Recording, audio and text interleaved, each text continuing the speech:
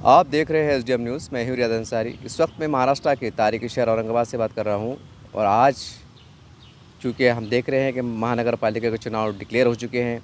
4-5 महीने के बाद इलेक्शन की धूम चलेंगे और हर वार्ड से कुछ न कुछ लोग तैयारी कर रहे हैं अलग अलग पार्टी के। तो मेरे साथ एक नौजवान लड़का है जिसका नाम आदिल पटेल है और ये कई सालों से बीजेपी के साथ एक उनका निष्ठावान यानी ईमानदार वफादार कार्यकर्ता है। इन्होंने कहा कि सर मैं आपके चैनल से जो है तो मैं भी युवा हूँ, कुछ कहना चाहता हूँ। तो हम बोले भाई ठीक है, कोई मसला नहीं, ये प्लेटफॉर्म सबके लिए है। ऐसा नहीं कि कोई छोटा है, बड़े को मौका देना चाहिए, हर एक के लिए है। हर एक की मन की बात को जनता तक पहुंचाना ये हमारा एक प्लेटफॉर्म है, हम माध्यम बने हुए हैं। चलिए 2 बात शुरू करते हैं। आदिल पटेल साहब, सबसे पहले आप बहुत युवा हैं, आपको बधाई। सबसे पहले ये बोलिए कि आप बीजेपी बीजेपी पार्टी कार्यकर्ता है, चुनाव कहाँ से लड़ने वाले आप? मैं इंदिरा नगर भाईजीपुरे से इलेक्शन लड़ रहा हूँ, वार्ड क्रमांक 59 से लड़ रहा हूँ। तो अब सवाल ये है कि मतलब अगर वो वार्ड अगर रिजर्व नहीं हुआ, कोई महिला होगा तो फिर क्या करेंगे? या महिला भी होता है तो हमारी पार्टी जो भी निर्णय लेंगी, जिधर से भी टिकट देंगी उधर से मैं लड़ने के लिए तैयार हूँ।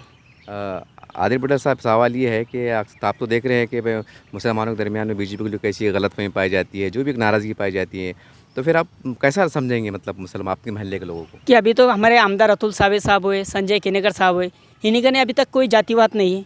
कि अतुल सावे साहब की एक न्यूज़ बतलाई जाए कि अतुल सावे साहब ने ये मुसलमानों के खिलाफ बोला है, या संजय केनेकर साहब ने बताई है कि एक मुसलमानों के खिलाफ बोला है।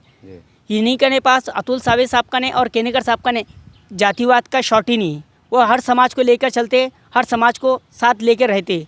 जैसे कि मैं 2014 से अतुल सावे साहब के साथ और संजय केनेकर साहब के साथ रह रहा हूँ, क्योंकि उन्हीं के पास जातिवाद ही नहीं है, तो करके मैं उन्हीं के साथ रहता हूँ।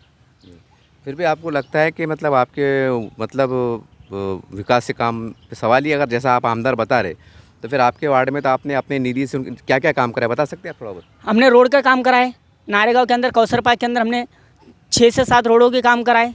वो लेटर पैड भी मेरे पास कि जो साहब के मंजूरी के अंदर आज काम हुआ। और बाजीपुर में कितने काम? बाईजीपुरे के अंदर 2 रोडों के काम हुए काम।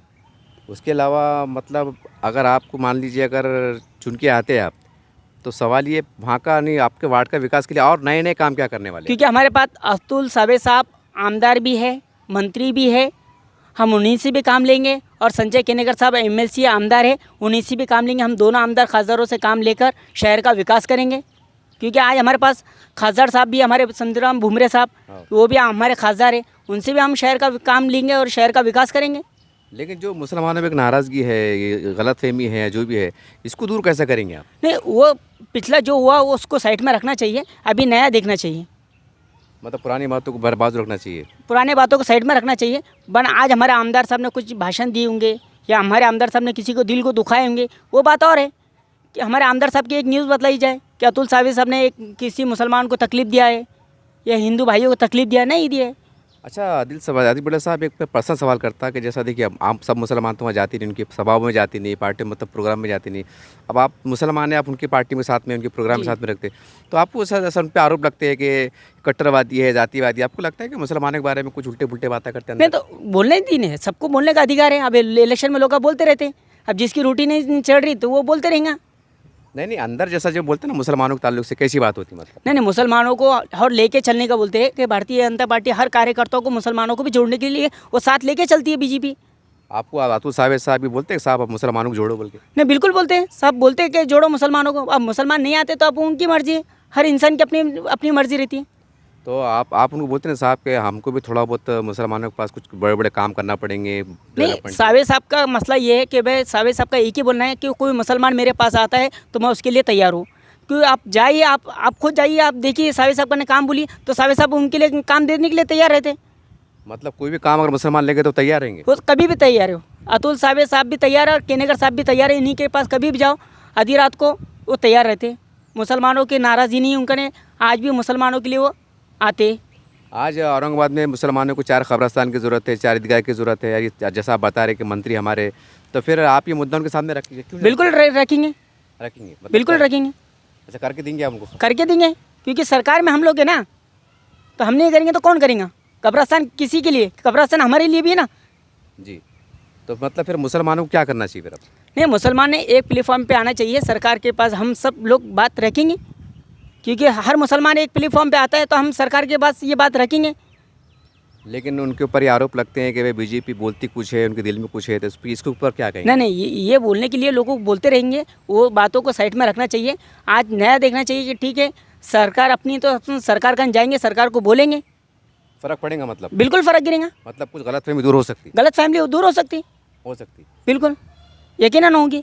तो आपको लगता है कि नए ये चुनाव के अंदर मतलब मुसलमानों को, क्योंकि आप मुस्लिम वार्ड में घूमते हैं, काफ़ी मुसलमानों से मिलते हैं, आपको लगता है कि मुसलमानों का रुझान बदलेगा बीजेपी के नहीं, ताल्लुक? बिल्कुल बदलेगा, बिल्कुल, क्योंकि मैं 2014 से बीजेपी के अंदर हूँ, 2014 से मैं जनता के बीच में हूँ, कि जनता की मुझे कह रही है कि इलेक्शन लड़ना चाहिए, तो मैं करके लड़ने का निर्णय लिया हूँ। यस यस है। देखिए, इस तरह से एक युवा है, एक नौजवान लड़का है, उनकी ख्वाहिश थी कि वह एसडीएम चैनल पे सर मेरी कुछ बात रखी जाए, तो हमने इनके मन को नहीं दुखाया, इनके मन को नहीं तोड़ा, क्योंकि मेरी भी अच्छे दोस्त हैं। अब चलिए, अब कुछ लोग उससे मजाक में लेंगे या कुछ करेंगे, लेकिन मैं एक बात ज़रूर कहूँगा कि इसमें मैं जो अक्सर मैं जो मैं भी कहते रहता हूँ कि हमारे 3 आमदार खासदार साहब है। तो अब यहाँ के मुकामी जो मुसलमान हैं, तो वह ये भी है कि अगर 10-15 लोग मिलकर अगर जाए जिम्मेदार अतुल साहब है, ये साहब है, बिल्कुल काम करेंगे। अगर हम मुसलमान जाएंगे नहीं तो फिर उनको भरोसा आता नहीं। वो बोलते यार मतलब सिचुएशन ऐसी हो गई कि मुसलमानों को लगता है कि हम बीजेपी में भरोसा नहीं कर सकते, यार बीजेपी को बाद में लगता है कि यार हम कितना भी करेंगे तो हमको वोट नहीं मिलेंगे। तो उसमें क्या हो रहा है कि फिर वो कहाँ की बात कहाँ की बात कहाँ, फिर वो क्या है, फिर वो आप समझ जाइए की बात। तो कुछ बातों को जैसे बंदे नौजवान ने कहा कि बाजू रखना पड़ेगा, सही बात है, इसमें कोई शक नहीं कि कुछ बातों को हमको अल्लाह रसूल पे छोड़ देना चाहिए। और जो है तो क्योंकि दिलों का पलटाना, हिदायत देना अल्लाह के हाथ में है। बहरहाल ये ज़रूरी है, ये कड़वी सच्चाई है कि अगर हमारे शहर के आमदार अगर 5 साल हमारे सर पे हैं, वो हमारे आमदार है या हमारे खासदार है, अगर हम उन तक हमारे रोड के मसाइल, पानी के मसाला अगर लेके नहीं जाएंगे, आज जाओ तो सही, 1 बार 2 बार 3 बार बोलने की जगह रहती ना, अरे साहब भुमरे साहब, अतुल साहब, शेरशाह साहब, केंद्रीकर साहब, तुम्हारे पास 4 बार आए, तुमने हमारा काम नहीं करे, बोलने की जगत रहती। अब वो जाएंगे ही नहीं, अरे जी बोलेंगे फ़िरका परस्त है, जाती बातें, तो ये ठीक बात नहीं है। बहरहाल ये चंद बातें थी, अभी आपके सामने हैं, आप मुझे मालूम है क्या कमेंट देंगे। बहरहाल जो भी है, चुनाव का अवसर है, हर एक को अपनी राय रखने का, पार्टी की बात रखने का बहुत ज़रूरी है।